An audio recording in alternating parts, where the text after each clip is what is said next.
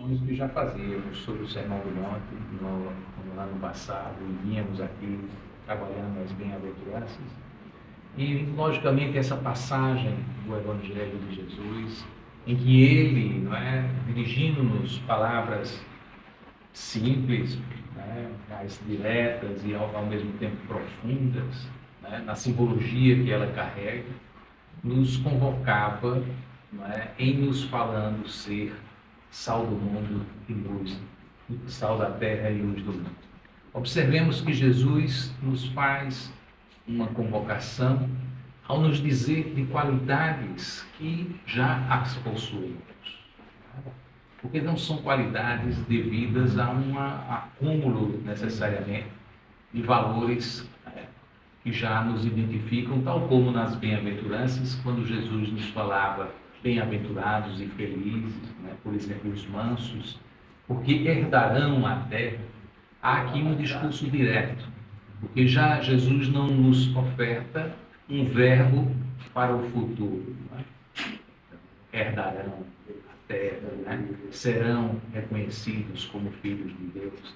Ele nos diz sermos nós sal da terra, luz do mundo. Então, está nos falando de condições presentes dentro de nós. A questão aí a ver é que temos dentro de nós e precisamos revelar dentro de nós estes atributos para cumprirmos nossas funções do mundo. Então, estamos assim observando que ser sal da terra ou ser luz do mundo não é um título, é algo exterior que haveremos de adquirir. É uma condição espiritual. Então, quando vivemos esses mundos, nesse mundo, tempos de violência, tempos de separatividade, quando observamos este cenário ainda carregado, né, por trevas, né, porque vivemos, como diz Joana de Ângeles, uma guerra estabelecida, invisível, que não situamos claramente, né? Não observamos claramente. Uma mensagem chamada Influenciações Espirituais, ela nos convoca a perceber esta dimensão. Há como que uma disputa pela consciência humana, não é?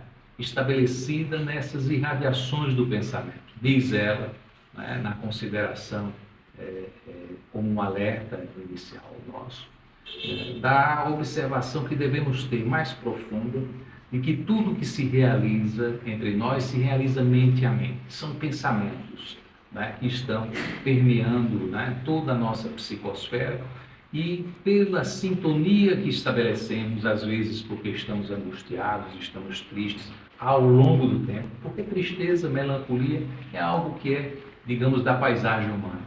Todos nós haveremos de passar por momentos em que haverá tristeza, em que haverá melancolia, em que haverá decepções, algo que nos transtorne, digamos assim, os sentimentos, né? Os nossos pensamentos haverão de permear alguma coisa que seja relativa a um pessimismo, a uma consideração menos de equilíbrio, mas haveríamos de retornar a esta condição de equilíbrio por um esforço de se readequar às mensagens do Evangelho, aquilo que nos orienta a ver. Então, este roteiro de vida que Jesus nos orientou a realizar através das bem-aventuranças é também uma conquista para sabermos navegar em águas revoltas. E aqui, quando pensamos nisso, nessa tarefa, porque Jesus fala sal da terra, Jesus fala luz do mundo. Quando pensamos assim, dizemos, olha, é um desafio grande. Como é que eu vou cumprir esta função de levar luz ao mundo, de ser sal para a terra? Obviamente que temos que pensar que não existe aí uma exigência pesada de Jesus. Jesus não nos convoca a isso. O que Jesus nos afirma com estas palavras direcionadas, tão fortemente estabelecidas, é exatamente uma confiança absoluta naquilo que somos. Somos centelhas de vida. Viemos de uma fonte de amor. Não é? Sabemos que temos esta luz dentro de nós, agora precisamos devastar, né, aquilo que é grosseiro e que está escondendo esta luz que possuímos dentro de nós. Então, é nesse contexto que a gente gostaria de observar estas passagens. Há uma consideração. Falávamos aqui que esta passagem vai se encontrar no Evangelho de Mateus, aquilo que é o roteiro do Sermão do Monte. Ali, quer dizer, a passagem está no capítulo 5, mas o Sermão do Monte passa do capítulo 5 ao capítulo 7. Mas temos correspondências dessas passagens no Evangelho de Marcos, no Evangelho de Lucas, com algumas diferenciações. Mas temos ali, e ali se estabelece, se inaugura, né, com Jesus, uma nova ética espiritual. Né? Ele está falando a nós todos. Vejamos, isso é importante, porque muitas vezes a gente pega uma passagem do Evangelho e diz, mas olha que coisa forte. Ele está direcionando este discurso aos discípulos, aos que têm uma maior elevação espiritual. Vejamos, Jesus estava falando à multidão. O seu discurso é dirigido a todos os seres imperfeitos que estão a caminho, que estão passando por superação daquilo que é viciações da alma para conquistas de valores espirituais. Então está falando para todos nós, para alcançar o nosso coração no presente e buscar ativar este despertamento para que nos saibamos sal da terra, luz do mundo. Então, a ideia aqui, já falamos de que não é um verbo, né, que transita no futuro, mas é um discurso direcionado ao presente, a qualidades que possuímos. Ele se estabelece não como um privilégio, é uma realidade potencial já presente. Então, portanto, não é privilégio, é um compromisso. Então, estamos aqui. Nesta questão, eu gostaria já de nos direcionarmos para a passagem em Mateus, quando Mateus revela o discurso do Cristo no Sermão do Monte, em que ele falava, vós sois o sal da terra. Se o sal tiver se tornado insípido, como poderá restaurar-lhe o sabor? Para nada mais presta, senão para ser jogado fora e pisado pelos homens. Temos aqui esta função do sal. O sal cumpre uma função, ele tem se apresentado em serviço e é uma influência invisível. São qualidades que a gente queria aqui trabalhar. Porque vejamos, quando vamos nos alimentar, para registrar o conteúdo simbólico que Jesus quer dizer. Não é? Porque somos sal da terra, é a nossa ação cristã que nos faz ser sal da terra. Vejamos, existe uma função no sal. Ninguém vai almoçar e diz, hoje eu vou comer 2 colheres de sal. Alguém diz assim. A gente não se direciona para o alimento imaginando que vamos comer sal. Mas o sal ali aplicado realça o sabor do alimento. Né? Dá sentido, dá sabor ao alimento. Né? E nós, em geral, nunca vamos dizer, hoje eu comi um sal maravilhoso acompanhado de macarrão. Alguém vai dizer um negócio desse? Não. Nós dizemos, que macarronada maravilhosa que eu comi no tempero certo, né? Adequado. O tempero ali é um detalhe que dá sentido àquela alimentação, mas ele não aparece, ele não é visível, não é? Então, é esta conduta que Jesus nos convoca a realizar no mundo. A gente tem que trazer esta característica ao mundo, a gente tem que realçar o sabor do mundo. E esse discurso cristão tem que ter este conteúdo, esta categoria de realçar sabor na vida dos outros. Porque muitas de nós, e também nós, em outras existências, né, quando nos aproximamos da mensagem religiosa, nas várias roupagens católicas, evangélicas, porque passamos, porque todos nós passamos por essas roupagens. Nós carregamos uma ideia de religiosidade em que, às vezes, de forma fanática, queríamos impor aos nossos semelhantes determinados comportamentos. E quando a gente faz isso, é como se a gente salgasse a mais, o alimento vai ficar insuportável de comer, não é? Porque colocamos sal a mais. Também podemos colocar sal a menos, né? Pela nossa inobservância, né? Pela nossa pouca aplicação naquilo que temos possibilidade de fazer. Então, colocar no nível adequado é o que dá sabor à vida, levarmos alegria, esperança, levarmos a explicação para as grandes indagações que a humanidade possui, né, e que a transtorna. Tudo isso é salgar no bom sentido, salgar na medida certa, levar mensagem de alegria, de esperança e, portanto, confortadora para as pessoas. Pastorino, quando ele se refere a esta ideia do sal, ele diz, há uma ideia de equilíbrio que se estabelece, mas mais do que tudo, de irradiação espiritual. Nós, primeiramente, salgamos a nós mesmos, as nossas emoções, as nossas células, os nossos pensamentos e nos harmonizamos. Para, neste sentido, quando apreciamos o sabor que damos à nossa própria vida, em equilíbrio exemplificamos em direção aos nossos semelhantes. Em última instância, é assim. Nós ajudamos a dar sentido à vida das pessoas, preservamos valores, né? Porque o sal também tem essa dimensão da preservação e de evitar a putrefação, né? A deterioração moral das pessoas. É este sentido também trazido pelo sal. Ele realiza isto quando primeiro observamos isso dentro de nós para podermos levar isto aos nossos semelhantes. Então há esta ideia importante, né, que é estabelecida para conferirmos, né, esta simbologia do sal que Jesus nos orienta. Vejamos a ideia importante também do sal, porque o sal, que era sempre apreciado, era uma especiaria, vejamos, hoje a gente até pode conferir uma ideia ao sal menos nobre, né? Por todas as mercadorias que se possui hoje, né? No dia a dia, mas quando pensávamos no passado, o sal era uma característica importante e era tida pelo povo romano, pelo povo grego, né? Como algo de divino, que dava realmente sabor à vida, né? Então, na realidade, quando você falava que as pessoas eram sal, que Jesus diz, é o sal da terra, era algo que conferia uma ideia de importância, né? Ser sal no mundo tinha importância. Isso era muito associado à pureza que o sal tinha, a incorrompível, né? A ideia de ser incorrompível, né? E ao mesmo tempo de ser transparente, branquinha, né? Uma ideia de pureza associada ao sal. Então o sal tinha essa ideia de, quando dita, simbolizar honestidade, retidão e também coerência entre o que se pensa e o que se faz. Então, coerência entre o que se pensa e o que se faz. Então, tudo isso é aquilo que Jesus atribuía à nossa ação no mundo. Ser cristão no mundo é ter estas características e levar aos semelhantes. Mas há outra dimensão que eu gostaria de falar, porque o tempo aqui passa rápido e às vezes eu tenho uma palestra imensa e tenho que dar uns recortes. Veja que eu estou pulando algumas coisas. Mas bem, temos o luz do mundo.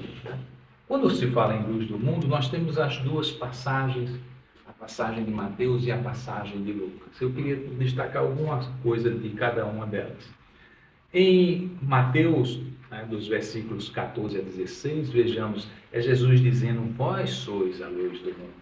Não se pode esconder uma cidade situada sobre um monte, e ninguém acende uma vela e a coloca debaixo de um balde, mas no castiçal, e assim ilumina a todos que estão na casa. De tal modo, brilhe vossa luz diante dos homens, que eles vejam vossas boas obras e glorifiquem vosso Pai que está nos céus. Algo interessante dessa passagem de Mateus, porque, em primeiro lugar, ele nos diz, somos luz do mundo, e logo mais adiante, 2 versículos adiante, nos diz para brilhar a nossa luz.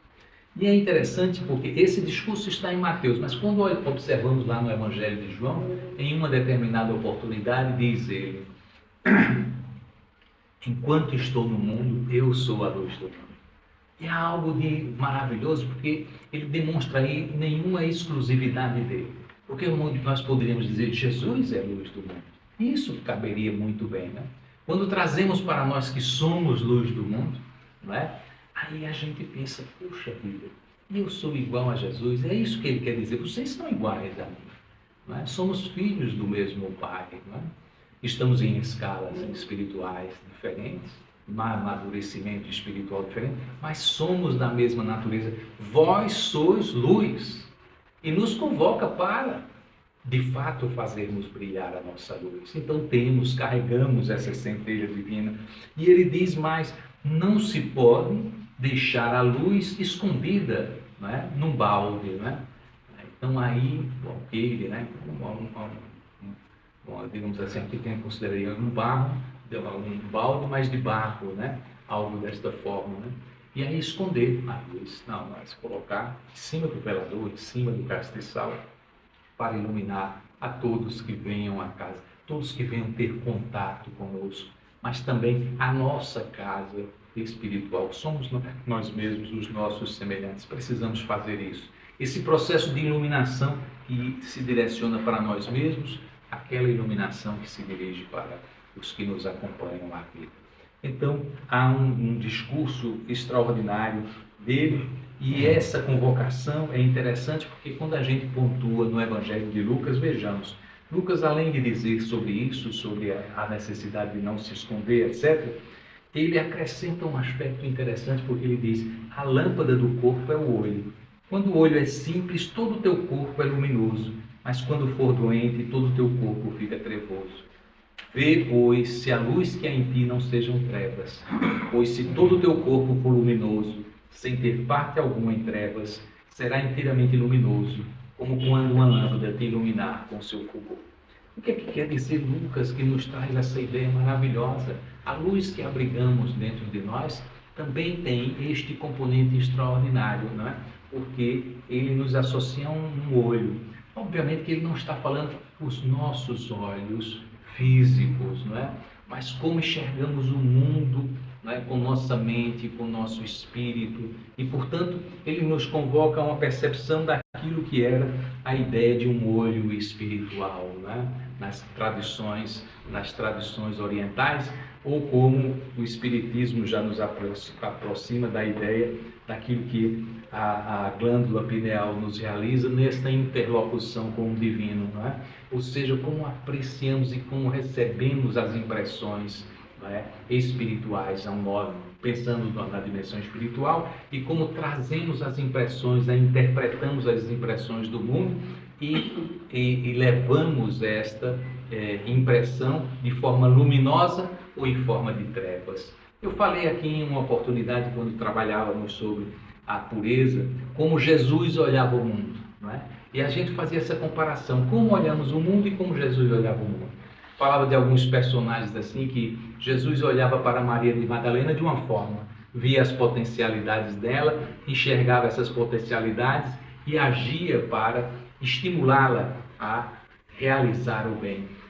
Ele enxergava em Pedro não o traidor como nós enxergamos, mas com suas potencialidades para ser aquele condutor do colégio apostolar. É uma forma de ver diferente. Essa forma de ver de Jesus é que ilumina a alma e possibilita, habilita a que nós reflitamos esta luz que recebemos do alto em direção aos nossos semelhantes. Porque somos isso, não somos fontes de luz, precisamos absorver luz, e é isso que Lucas fala, absorver luz para refletir luz. Né? Nesse sentido, somos como um cristal, na expressão muito adequada que o Berto Roden fala, precisamos ser um cristal cada vez mais limpo, não é? Cada vez mais receptivo à luz e ao mesmo tempo capaz de transmitir luz. Então essa ideia da luz é fundamental para entendermos aquilo que gostaríamos de falar, não é? Sobre a ideia de luminosidade.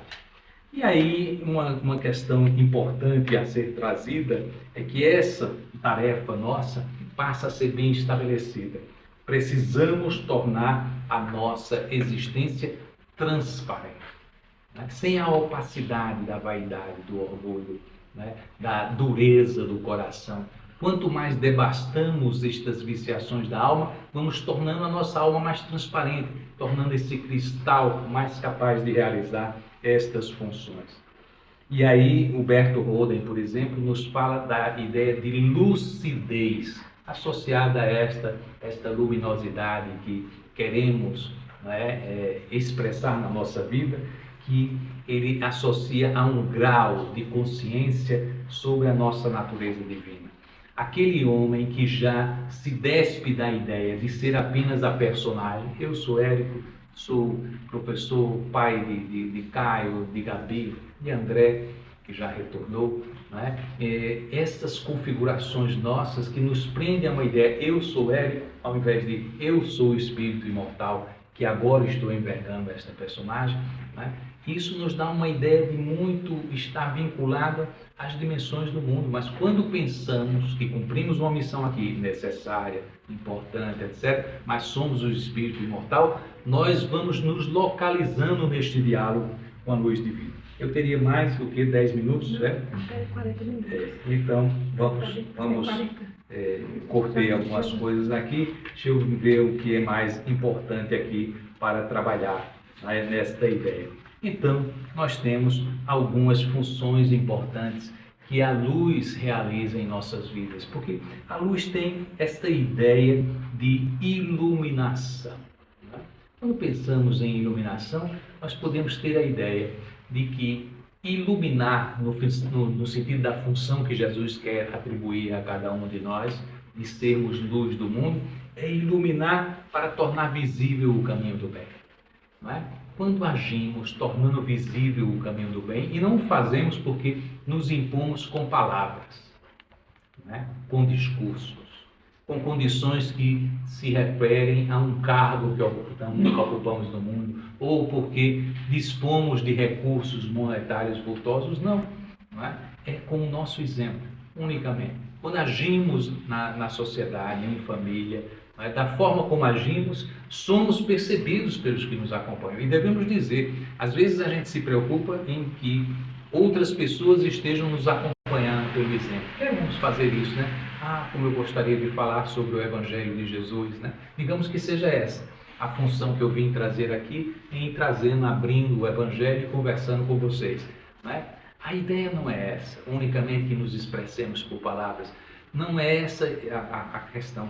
Fundamentalmente é o nosso comportamento. As pessoas que nos acompanham, e devemos dizer, não só os que estão nos acompanhando aqui, mas todos estes que estão inundando esta sala, vieram para o recebimento, né, desta mensagem poderosa, né, que se eu estiver com um cristal mais ou menos, né, mais translúcido, estas coisas estão chegando ao coração de vocês.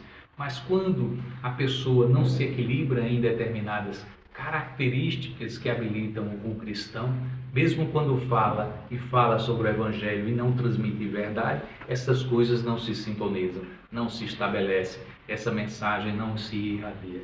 Então, é necessário observar que a visibilidade do bem se dá mais do que tudo pelo exemplo.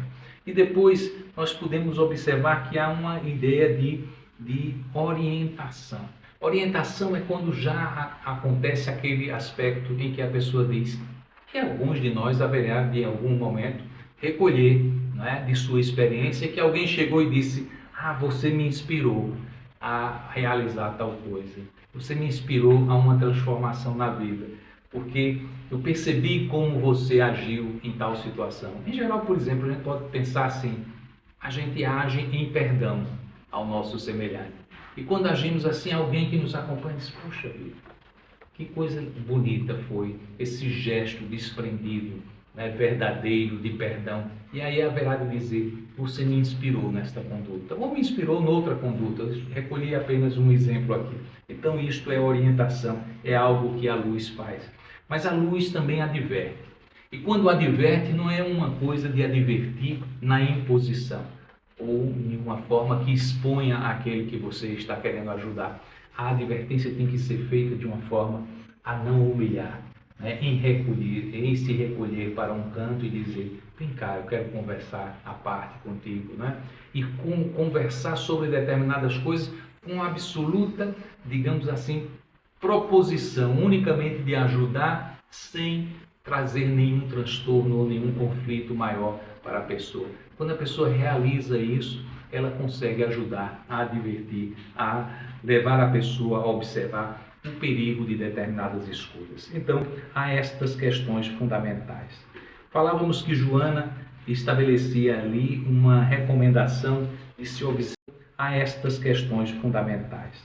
Falávamos que Joana estabelecia ali uma recomendação de se observar sobre estes conflitos no íntimo de nós, que é exatamente por esses pensamentos que são recorrentes, né? Também pelas emoções persistentes, sempre numa faixa que nos liga ao pessimismo, né? Ao rancor, né? À inveja, essas coisas, né? Escolhas cotidianas que fazemos, naquilo que ouvimos, naquilo que adquirimos, naquilo que buscamos sintonizar no mundo, né? Escolhas no sentido das palavras que ouvimos e que proferimos, todas elas nos trazem sintonias, sintonias com espíritos que querem nos situar num ambiente de trevas ou com espíritos que querem nos trazer para um despertamento. Então, ela nos traz essa ideia de necessidade de vigilância mental, né? Vigilância mental e para educar o pensamento. Então, nesse sentido, ela diz: o mais importante do que tudo não é a condição de errar, porque todos nós na caminhada erramos. Em algum instante nós vamos errar, mas o importante é termos a capacidade, né, de buscar não permanecer no erro. Então isso é fundamental. E aí, em considerando todas estas questões, nós queríamos direcionar o nosso pensamento mais para a finalização, situando a um personagem que se fazia sal da terra e luz do mundo, atendendo ao chamado de Jesus. Porque neste ano estaremos a comemorar 800 anos da desencarnação do pobrezinho de Assis. E por aquelas épocas, Francisco costumava percorrer os vilarejos ali da Úmbria, alcançando mesmo a Toscana, e sempre que ele saía com alguns dos seus companheiros, e nesta oportunidade ele se fazia acompanhar pelo Frei Maceu, ele, quando passeava por essas regiões, todo mundo acorria aonde Francisco estava. Saíam dos vilarejos próximos porque diziam: Francisco está. E saíam. As cidadezinhas, os vilarejos ficavam esvaziados, indo à direção de onde Francisco estivesse, nas proximidades. E naquela oportunidade, em percorrendo com Frei Maceu, porque Frei Maceu era um personagem extraordinário da companhia de Francisco, era um dos principais amigos de Francisco, está sepultado junto a Francisco na Basílica, né, de São Francisco, lá em Assis. É um dos companheiros, 4 companheiros mais próximos de Francisco que ali estão. Mas, bom, a ideia fundamental era que Frei Maceu era um personagem muito interessante, né, dessa companhia de Francisco, porque ele primeiro era uma pessoa bonita, tinha boa figura, né? Mais do que tudo, ele era simpático e ele tinha muitos conhecimentos e, ao mesmo tempo, ele era um palestrante, né? Alguém que realizava com muita segurança as suas palestras e todos ficavam encantados porque ele falava bem, ele discursava bem, não é? E aí tinha algumas funções que cada um dos irmãos franciscanos realizava, porque todo dia eles trabalhavam, né? Laboravam para o sustento daquele dia. Mas, ao mesmo tempo, eles tinham funções de ir, né, nos vilarejos próximos, fazendo a mendicância, não é? Pedindo víveres, não é? Auxílios, para poder distribuir com os pobres. Então, aquilo que eles conseguiam com o seu trabalho e também aquilo que eles conseguiam em pedindo esmolas, eles reuniam para partilhar com os excluídos do mundo, os leprosos, etc. E era sempre muito interessante, porque diziam: hoje quem vai fazer esta função é o irmão Maceu. Quando ele ia, sabia-se que vinham muitos víveres, tá? Que haveriam muitas ofertas, porque as pessoas se encantavam com Frei Maceu. Mas bem, nesta oportunidade ia Frei Maceu com ele e ele ficava impressionado até no momento em que ele não aguentou mais e ele fez a pergunta que estava represando em relação a Francisco desde há muito. Dizia: Francisco, por que a ti? E Francisco não entendeu, estava caminhando com ele, não entendeu, né? Ele disse: mas eu não entendo nada, Francisco. Mas, meu irmão, o que é que tu não entendes? Eu não entendo, Francisco, porque, veja bem, Francisco, tu não tens boa figura. Ou seja, ele estava chamando que Francisco era feio, né? Então, tu não tens boa figura. Tu não falas bem. Tu não tens muitos conhecimentos. Tu não é muito estudado, Francisco. E, no entanto, as pessoas querem te ver. As pessoas querem te ouvir. As pessoas vêm tirar dúvidas, não é? Porque as inquietam contigo, achando que sabe, a ponto de quererem necessariamente tirar as suas inquietações contigo. Então me diz, Francisco, por tudo que é mais sagrado, qual é o segredo? Porque as pessoas se atraem por ti. E Francisco, se fôssemos nós a receber estas inquirições, diziam, esse camarada está com inveja de mim, né? E ficaria incomodado, não é assim? Mas um coração purificado, ele ficou emocionado com a pergunta. Ele disse, louvado seja Deus, que faz transmitir a corações humildes como o teu, meu irmão, esta sabedoria. Esta sabedoria. Me diz tu, Frei Marcelo, como tu consegues alcançar toda esta sabedoria? É verdade, meu irmão, é verdade. Porque veja bem, meu irmão, Deus nos alcança na profundeza de nossa alma, em sua misericórdia, em sua justiça, em seu infinito amor. Ele vasculha a nossa alma por inteiro e ele, passando os olhos sobre toda a humanidade, não encontrou na terra ninguém mais desprezível, mais incapaz, mais ridículo em figura do que este seu irmão que aqui está na sua frente. E aí ele escolhe, porque sabe, irmão, ele escolhe esta figura absolutamente sem atributos. Porque quando as pessoas virem, Francisco está atraindo as pessoas, não haverão de dizer, é pela sabedoria, é pela beleza, é pela eloquência em falar. Não, nenhuma dessas características. E aí haverão de entender, é por causa de Deus. Tudo é por causa de Deus. A sabedoria vem de Deus, não é? Tudo em última instância vem de Deus. É por esta razão, meu irmão, é para confundir o poder, a riqueza, confundir a sabedoria do mundo. E é isso, meu irmão, é por essa razão. E aí ele, caminhando mais à frente, disse, Frei Marcelo, meu irmãozinho, Deus me livre de ser um ladrão das coisas de Deus. Porque, em última instância, aquele que rouba os dons de Deus é um ladrão, Frei Marcelo, é um ladrão.